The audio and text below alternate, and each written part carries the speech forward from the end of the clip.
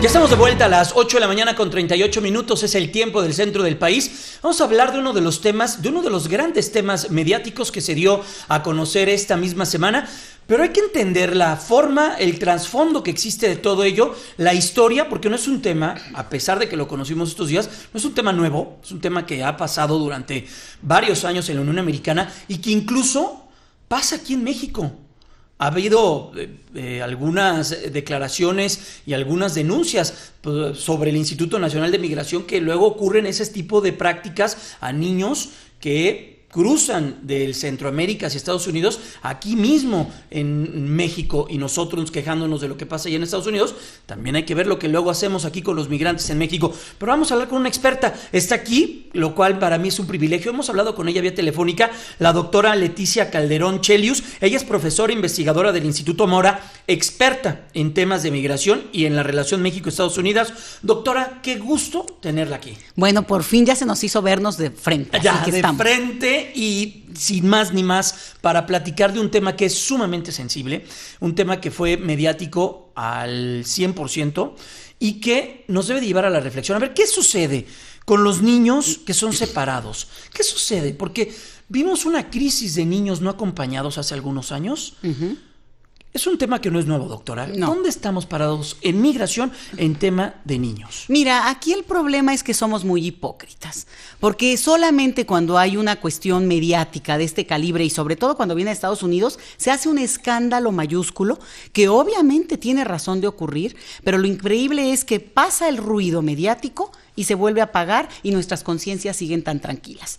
Tú recordarás aquella foto emblemática del niño sirio en la playa. ¡Hijo! Que el mundo entero se conmovió. Uh-huh. Y bueno, daban ganas de llorar. Los niños mismos hicieron alegoría de esta parte de poder decir lo que representa esa figura, ¿no? Uh-huh. Y luego la guerra sigue, y luego los miles de niños refugiados, y lo traigo a cuenta porque ocurrió, y tú lo señalas muy bien, en el 2015 hubo una crisis que también surgió mediáticamente porque se supo de niños que estaban en campos, detenidos en Estados Unidos, y esa foto y esas imágenes también se volvieron públicas, uh-huh. Y inició esta crisis que llamamos la de los niños migrantes que le tocó a Obama. Uh-huh. Entonces, aquí lo que tenemos que entender es que hay una ley migratoria en Estados Unidos que se ha querido cambiar desde la época de Bush y no se ha modificado por diferentes circunstancias que tienen que ver con digamos, el Ejecutivo en cada caso y el Congreso estadounidense. Eso por una parte. Pero por la otra, también entender que el estilo de Donald Trump obviamente le pone un adherente al uh-huh. al tema que sea, ¿verdad? Obviamente, digamos, le agrega a él de su cosecha. Pero no estamos hablando de algo, y esto es muy fuerte lo que voy a decir, no se sale ni una coma de la ley. Por eso es tan difícil atacarlo, porque él lo que está haciendo es aplicar la ley estadounidense en términos migratorios a rajatabla. Entonces alguien podría decir, bueno, es que está cometiendo un crimen. Sí, es un crimen en términos morales, en términos éticos, en términos del tratamiento que tendrían que ver cómo se trata a estos pequeños. Pero eso dice su ley. Pero su ley dice, bueno, a toda persona que entra, y ahí uh-huh. es donde está el detalle que quiero yo señalar, a Estados Unidos de manera indocumentada, se le detiene y se le deporta, uh-huh. y ahora la práctica ha sido detenerlos más como un intento para inhibir que vaya más migración a Estados Unidos de manera indocumentada. Con el caso de los centroamericanos, uh-huh. que tú también señalas muy bien, esos niños que estamos viendo en las imágenes y que nos conmueven, y bueno, el grito en el cielo. No aparecieron ahí, no atravesaron por México. Exacto. A ver, ¿no? Entonces, esas familias llegaban a Estados Unidos y por una serie de cuestiones legales estadounidenses podían solicitar asilo en ese país, uh-huh. bajo el argumento de violencia política en sus países, Honduras, El Salvador y Guatemala sobre todo, lo que conocemos como el Triángulo del Norte, o por violencia doméstica, que es muy recurrente. Okay. Estos eran el 90% de los casos que se aceptaban como de asilo en Estados Unidos en el caso de Centroamérica. Uh-huh. Lo que hizo Donald Trump es que a partir de mayo cambió esa posibilidad y dijo, solamente daré asilo a partir de lo que mi ley dice y no reconoce estos casos. Que habían abierto, digamos, una puerta en términos de una posibilidad más laxa uh-huh. para que no tuvieras que, digamos, demostrar que te perseguía directamente el Estado, como es el tema del asilo, ¿no? El Estado, en su caso, el salvadoreño. Claro. Bueno, cuando él cambia esa ley, pero dentro de la ley, lo que hace es que entonces ahora toda esa gente que había estado yendo a Estados Unidos sin documentos, pero para solicitar asilo político, inmediatamente se vuelven indocumentados. Entonces los detiene y de acuerdo a la ley estadounidense, los niños no pueden estar más de 72 horas detenidos. Ok. Entonces se les pone aparte. Lo que él hace es que ya no se espera ni 72 horas, sino que los separa de inmediato. ¿Sí? Ese es, digamos, y otra vez, dentro de la ley, ¿eh? Uh-huh. Sí. Eso es lo que da terror. Claro. No hay forma de atacarlo y por eso sigue ahí. Bueno, separa a los niños porque el principio es protegerlos. Bueno, los separa, los pone en lugares improvisados, ¿cierto? Que vemos como campos de detención. Y lo que él hace es llevar al extremo este tipo de, digamos, de detención al grado de decir, los niños, bueno, pues pueden comunicarse con sus padres, pero en un momento dado se les dará salida o entregándolos a familias provisionales o, en su caso, se mantienen en estos campos. Que es la condición de los 2,000 niños, ¿no? De los que ahorita. Exactamente, los que han sido detenidos hasta ahora, desde el mayo hasta esta fecha. Okay. O sea, llevamos dos meses con esta situación nueva. Que es la llamada tolerancia cero. Exacto.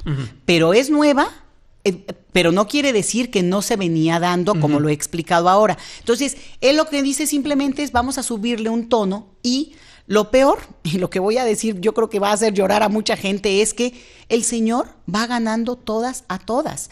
Porque lo que te explico es que él hace esta medida, el mundo entero se indigna, y eso porque sale en los medios, todo el mundo se ofende. Hay un dato muy importante y muy bueno, y es que hay una respuesta muy satisfactoria de la opinión pública estadounidense, que creo que es por primera vez. Lo que estamos observando es una reacción realmente muy molesta contra Donald Trump, incluido la gente republicana moderada, los religiosos, muy en contra de esta medida. Él firma un decreto y dice, bueno, voy a acabar con la separación de las familias y lo que voy a hacer es que voy a permitir que entonces los niños se queden con sus papás. Pero volvemos al primer argumento. ¿Dónde están los papás de acuerdo a esta ley? En las cárceles. En las cárceles. Entonces, lo que está diciendo es, voy a dejar que los niños se queden con sus papás en las cárceles.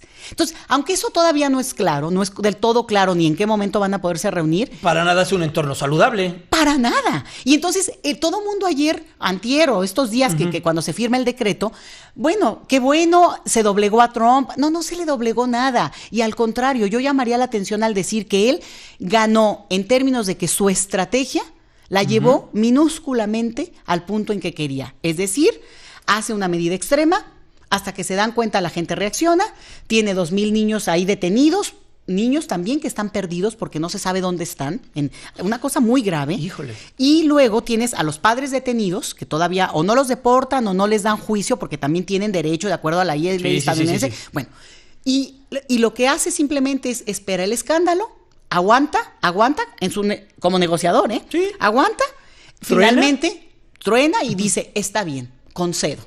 Y todo el mundo, bravo. Bueno, él dice, concedo, la posibilidad es esta que te estoy señalando, que puede ser incluso aún más grave. Y siguiente paso es, bueno, toca ahora al Congreso estadounidense aprobarme lo que he pedido desde hace tanto tiempo. Que es dinero para mi muro. Una es dinero para su muro, famoso, y la otra es hacer más rígida la propia ley para entonces sí, siempre apegados a las leyes, seguir, digamos, una cuestión de mucho más selectividad en lo que se va a aprobar para como migración documentada hacia Estados Unidos. Estamos platicando con la doctora Leticia Calderón Chelius. Ella es profesora investigadora del Instituto Mora, experta en temas de migración y relaciones con Estados Unidos. A ver, ¿cómo debemos de leer lo que pasó también esta misma semana, doctora? Estados Unidos decide salirse del Consejo de los Derechos Humanos de las Naciones Unidas. Y aparte, lo que dijo esta Nikki Haley, que es un nido de hipocresía y, o sea, híjole, no, es que, mira, como dicen, tan gruesos. No, están gruesos, pero fíjate que sí creo que estamos viviendo un momento tremendo porque, bueno, primero que nada entender que Donald Trump es solamente la parte, digamos, la carátula de todo un movimiento de extrema derecha en Estados Unidos. Si tú oyes a los diferentes voceros estadounidenses y a sus ideólogos, bueno, Donald Trump es perita en dulce. Digo, podrá ser desagradable, pero sus voceros son, como tú dices, como realmente como fieras y sobre todo varias mujeres, ¿eh? Y en este caso, la salida de la decisión de salirse del Consejo de Seguridad de las Naciones Unidas es una medida extrema de negociación. Yo no estoy de acuerdo con los colegas que señalan que Estados Unidos está perdiendo su liderazgo o que está renunciando a él. Uh-huh. Yo creo que lo que está haciendo es tratar de imponer, vamos a ver si le sale, pero está tratando de imponer un nuevo liderazgo, desconoce las instancias internacionales que durante tanto tiempo nos han dado, digamos, sentido y protección, y dice, en realidad Naciones Unidas... Pero a todo nivel, ¿no, doctora? Comercial. A todo nivel. De todos. A todo nivel, mira, lo vimos con el tema de ecología, que digamos hay un acuerdo internacional de que estamos todos casi viviendo en carne propia lo que significa el cambio climático. Y se salió del Acuerdo de París. Y dice, no existe eso. Ahora ya reculó un poco, ya empezó a decir, bueno, puede haber problemas, pero desconozco estos acuerdos internacionales. Entonces aquí el punto es no dejarse llevar solamente por esto que nos han vendido mucho de, ay, bueno, es que él está loco, su imagen, no. Aquí estamos frente a un proyecto realmente muy, muy elaborado hace mucho tiempo, incluso en términos, por ejemplo, un detalle que es la distritación electoral en Estados Unidos, se hizo con mucho tiempo, pero también para favorecer el tipo de triunfo que ha tenido Donald Trump en términos de sus bases. Entonces, otra vez, Donald Trump y su equipo. Entonces, tú me preguntabas de Naciones Unidas, se salen en un momento en que la crisis justamente de esto de los menores estalla, pero ellos argumentan que tiene que ver con un aliado natural que es Israel. Entonces, revuelven dos asuntos que no es que los revuelvan, son parte de la misma retórica, y al final de cuentas lo que se ve es, nosotros no vamos a tener ninguna contrapisa, ni nadie que nos doblegue en términos de nuestras decisiones unilaterales y nacionales sobre el tema, por ejemplo, que es global, que es la migración. Entonces, deja a todo mundo helado, porque ya no hay forma de contener a la bestia, digamos, al decir, bueno, un llamado de Naciones Unidas, porque usted ha firmado, y valga recordar que Estados Unidos es el país que menos acuerdos ha firmado en el tema migratorio. Oye, doctora, estamos con doctora Leticia Calderón Chelios, profesora investigadora del Instituto Mora. Lo que señalas es bien importante. Lo dijo, lo comentó en su Twitter, a través de su Twitter, echándole en cara la falta de políticas a Angela Merkel, por ejemplo, que tiene un descontrol en la migración y que por eso sus números han bajado de manera alarmante. Palabras, cito de memoria, palabras más, palabras menos. Donald Trump le da un golpe a Merkel. Trasciende que en la reunión del G7, a Shinzo Abe, cuando están ahí hablando de temas de migración, le dice, te voy a mandar a 25 millones de mexicanos y vas a ver que con eso tú vas a dejar, si yo te mando esos 25 millones de mexicanos, no vas a estar más de 15 cuántos meses en el poder.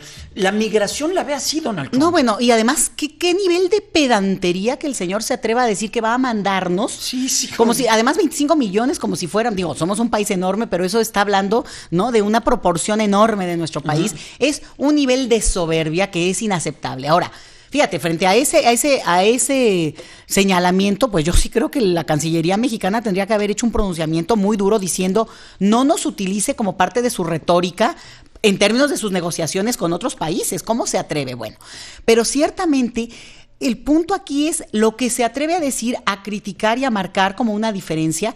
Hoy en la Unión Europea hay también un debate muy fuerte sobre el tema migratorio, y yo creo que el problema es que no acabamos de verlo como un tema que tiene que ver con una reconfiguración demográfica del planeta y de la desigualdad que se ha incrementado los últimos 25 años. Y de un tipo que, como tú bien lo señalas, doctora, él, pone dos cosas que quizá no tengan que ver, como pone Israel y pone sus temas de migración interna, los junta en una misma canasta. Así ha juntado, lo dijo el jueves o miércoles pasado, que dijo, no, yo estoy siendo duro con México en el Tratado de Libre Comercio porque ellos han dejado de hacer cosas en temas de migración y no son duros para contener a la gente que pasa por su...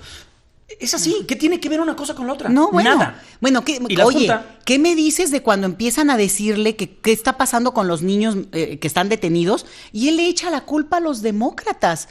Ahora, esa es una estrategia política que la estamos viendo también en México para otros temas. ¿Funcionando?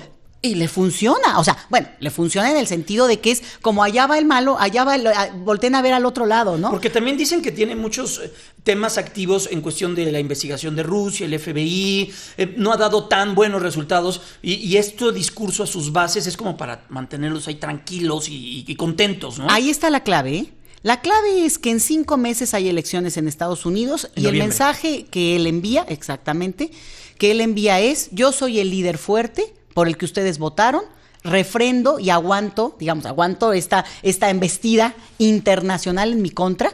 Y yo te voy a decir que estuve leyendo algunas encuestas a nivel de votantes y también argumentos de la gente que está en contra de la detención de los niños, pero cómo evalúa la actitud de Donald Trump y dicen, está haciendo lo que esperábamos de él y al final de cuentas está aguantando. Entonces, si te das cuenta, a lo mejor desde México tenemos que ser como mucho más cautos cómo se está dando esa política allá, porque al final él está jugando en un terreno muy rudo, pero va ganando.